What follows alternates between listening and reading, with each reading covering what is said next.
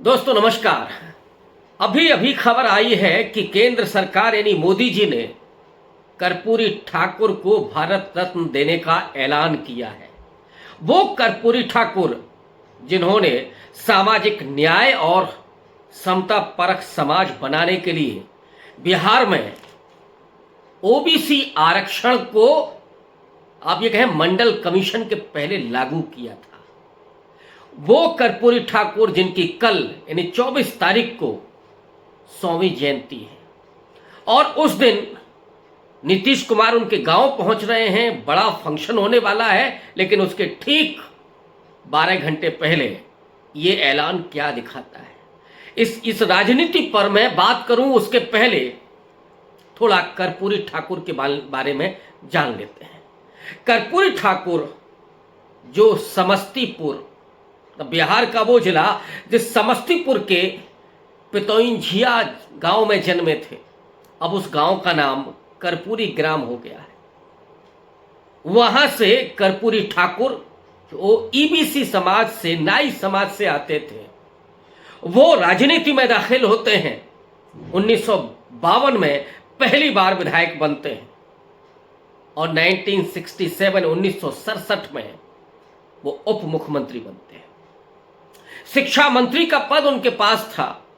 उन्होंने जो फेरबदल किया है शिक्षा में गरीब बच्चों के लिए, उस पर मैं कभी और बात करूंगा। लेकिन आज उस कर्पूरी ठाकुर के उस फॉर्मूले की बात करूंगा जिसके चलते नरेंद्र मोदी ने अपनी राजनीति खेलने के लिए भारत रत्न देने का ऐलान किया है। 1977 में उन्होंने मुंगेरीलाल कमीशन को लागू किया था, उसकी सिफारिशों को लागू किया था।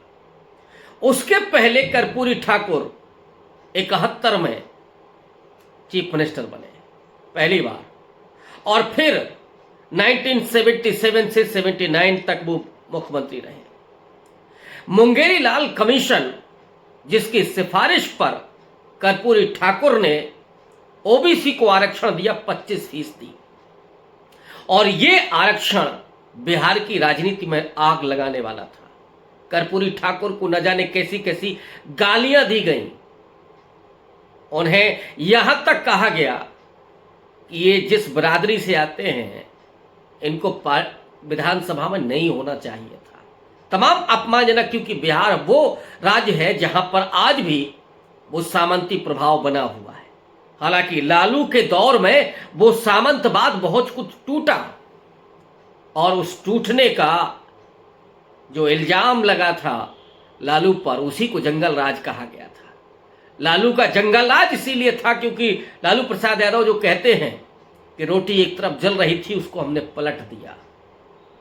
सामंतवादी सत्ता जितनी क्रूर और जितनी वहां पर आतंकी थी, वैसे माहौल में, ऐसे प्रदेश में एक अति पिछड़ा समाज से आने वाला मुख्यमंत्री जब मुंगेरीलाल कमीशन की रिपोर्ट को लागू करता है, ओबीसी को 25% आरक्षण देता है, तो आग लगती है।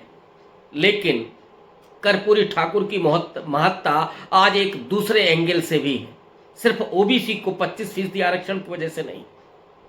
इसके बाद उन्होंने इस आरक्षण को डिवाइड किया, बढ़ाया थोड़ा, और पहली बार यह हुआ कि उन्होंने ओबीसी और ईबीसी माने उस पिछड़ा के भीतर से जो अति पिछड़ा है उस कॉन्सेप्ट को निकाला, और अति पिछड़ा को उन्होंने 12% आरक्षण दिया, और जो अपर ओबीसी था उसे 8%, यानी कुल मिलाकर के 30%। इसे ही कर्पूरी ठाकुर फॉर्मूला कहा जाता है। इसे आगे चल करके नीतीश कुमार ने आगे बढ़ाया। नीतीश कुमार ने कर्पूरी ठाकुर के फॉर्मूले को लिया। हालांकि कर्पूरी ठाकुर के फॉर्मूले में और भी कुछ था।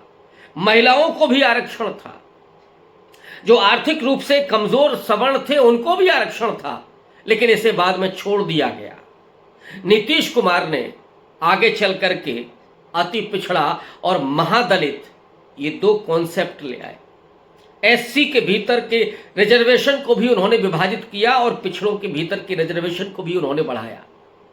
नीतीश कुमार ने पिछले साल यानी 2023 में इस फॉर्मूले को एक बड़ा एंगल दिया, उन्होंने एक बड़ा बदलाव किया। एक तो नीतीश कुमार और तेजस्वी के साथ मिलकर के उन्होंने कास्ट सेंसस के मुद्दे को उठाया, प्रधानमंत्री तक लेकर के गए और इस मुद्दे को केंद्रीय बना दिया राहुल गांधी ने, जब उन्होंने कास्ट सेंसस पर हर भाषण में अपनी जोरदार अपील की, डिमांड की और ये विश्वास दिलाया कि जब वो सरकार में आएंगे तो वो जाति जनगणना कराएंगे।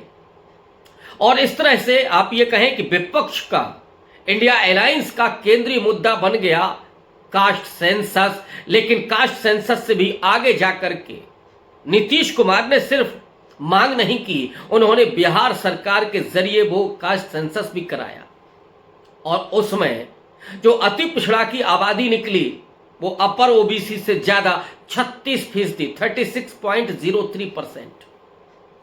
और फिर अगला कदम उन्होंने बढ़ाया और वो कदम था कि उन्होंने आरक्षण की सीमा का विस्तार किया। आरक्षण की जो सीमा सुप्रीम कोर्ट के जरिए एक दौर में ओबीसी आरक्षण पर चर्चा करते हुए लगाई गई थी, वो सीमा थी 50%। और इसीलिए इसके पहले मान ईडब्ल्यूएस के पहले 49.5% आरक्षण था। लेकिन जब नरेंद्र मोदी ने 2019 में के आखिरी में, बिल्कुल चुनाव के ठीक पहले, ईडब्ल्यूएस 10% जब उन्होंने घोषित किया, यानी आर्थिक आधार पर, जो असंवैधानिक है, आर्थिक आधार पर जब उन्होंने 10% आरक्षण घोषित किया तो उसके बाद सुप्रीम कोर्ट ने उसे उचित भी मान लिया। तब फिर ऑब्वियस है कि वो सीमा अपने आप टूट गई। फिर नीतीश कुमार ने इस सीमा को बढ़ाया।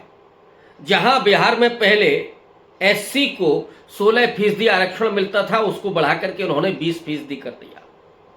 अनुसूचित जनजाति को, एसटी को जहां 1% आरक्षण था, उसकी सीमा उन्होंने 2% कर दी। और जहां ओबीसी का आरक्षण 27% था, उसे बढ़ा करके उन्होंने 43% कर दिया, 43%। यानी जो पहले 30% था, 30% जो था, उसे बढ़ा करके 43% कर दिया। कुल मिलाकर के 65% एससी, एसटी और ओबीसी का आरक्षण कर दिया और ईडब्ल्यूएस को जोड़ दें तो ये 75% हो गया। अब जब ठीक जन्म शताब्दी समारोह के, और कल जन्म शताब्दी समारोह कर्पूरी ग्राम में होने जा रहा है, नीतीश कुमार उसमें पहुंचेंगे, उसके ठीक 10-12 घंटे पहले ये ऐलान दिखाता है कि बिहार में भारतीय जनता पार्टी किस तरह से छटपटा रही है और नीतीश कुमार के या तो आने का इंतजार कर रही है या फिर उनके उस फॉर्मूले पर उसकी नजर है। नीतीश कुमार वो व्यक्ति हैं जिन्होंने इसी कर्पूरी ठाकुर के फॉर्मूले पर आगे बढ़ करके उस वोट बैंक को अपने साथ जोड़ करके 2005 में पहली बार सरकार बनाई। लेकिन असल में कर्पूरी ठाकुर के दोनों ही वारिस हैं बिहार में, लालू प्रसाद यादव भी और नीतीश कुमार भी। कल नीतीश कुमार कर्पूरी ग्राम में जाएंगे। उनके प्रवक्ता केसी त्यागी पहले ही कह चुके हैं कि हम वहां पर आरक्षण का कोई एजेंडा तय करेंगे। तो क्या कल बिहार में नीतीश कुमार जो बढ़ा हुआ रिजर्वेशन है, जो बढ़ाया है उन्होंने, उस पर वो कोई बात करेंगे कि आरक्षण को बढ़ा करके 50% के जो बॉर्डर लाइन थी उसको क्रॉस कर दिया जाए? ये सिर्फ बिहार में नहीं बल्कि इसे केंद्र के स्तर पर होना चाहिए। और दूसरा, ओबीसी के भीतर वो उस विभाजन को भी करना चाहते हैं जिस पर नजरें अभी नरेंद्र मोदी की लगी हुई हैं। रोहिणी कमीशन की रिपोर्ट के बारे में बार बार चर्चा होती है कि नरेंद्र मोदी को अगर कुछ नहीं सूझेगा तो आखिर में वो ये तुरुप का पत्ता चलेंगे, यानी रोहिणी कमीशन की रिपोर्ट को लागू करेंगे जिसमें अपर ओबीसी और लोअर ओबीसी, यानी ओबीसी और जो ईबीसी है, अति पिछड़ा है, उसके लिए आरक्षण विभाजित होगा। लेकिन सवाल यह है कि आरक्षण बिना बढ़ाए कैसे विभाजित हो सकता है? हो तो सकता है, लेकिन असली बात यह है कि नरेंद्र मोदी जब 10% ईडब्ल्यूएस के लिए कर सकते हैं तो ईबीसी के लिए वो अलग से वो कोई सीमा निर्धारित क्यों नहीं कर सकते? बैकलॉग की भर्तियां क्यों नहीं कर सकते? अगर सच में नरेंद्र मोदी ईमानदार हैं अति पिछड़े समाज के लिए, उसके उत्थान के लिए, तो फिर उन्हें न सिर्फ इसके भीतर विभाजन करना चाहिए कर्पूरी ठाकुर के फॉर्मूले के अनुसार या नीतीश कुमार के अनुसार, उसकी सीमा भी बढ़ानी चाहिए।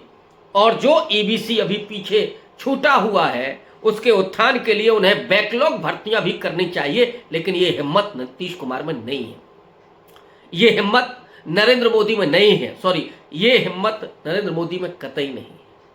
ये काम नीतीश कुमार ही कर सकते हैं। तो ये जो खेल हो रहा है बिहार में कि किसी तरीके से बिहार में जो 17 सीटें फंस गई हैं मोदी जी की नीतीश कुमार के अलग होने से, पिछले लोकसभा चुनाव में जहां बीजेपी यानी एनडीए को 40 में से 39 सीटें मिली थी, इस बार पूरा गणित उनका गड़बड़ाया हुआ है। नीतीश कुमार अलग हो गए और अब नरेंद्र मोदी ये चाल चल रहे हैं कि जिसमें वो कर्पूरी ठाकुर के जरिए, भारत रत्न के जरिए, यानी केवल और केवल प्रतीकात्मक राजनीति के जरिए वो अति पिछड़ा को आकर्षित करना चाहते हैं। लेकिन सवाल ये है कि क्या अति पिछड़ा अपने बच्चों के एजुकेशन और नौजवानों की नौकरियों को चाहता है या सिर्फ ये प्रतीकात्मक राजनीति चाहता है? इसमें कोई दो राय नहीं है कि ये बड़ा कदम है और इस कदम की सराहना की जानी चाहिए। नरेंद्र मोदी का ये कदम जरूरी था, लेकिन सवाल सिर्फ इतना ही नहीं है। सवाल ये है कि उस फॉर्मूले पर अमल होगा या फिर सिर्फ पूजा होगी कर्पूरी ठाकुर की। तो रोहिणी कमीशन की रिपोर्ट लागू करेंगे मोदी जी क्या, और आरक्षण की सीमा बढ़ाएंगे क्या, या ईबीसी के लिए वो बैकलॉग की भर्तियां करेंगे क्या, ये सवाल जिंदा है। बहुत शुक्रिया, धन्यवाद।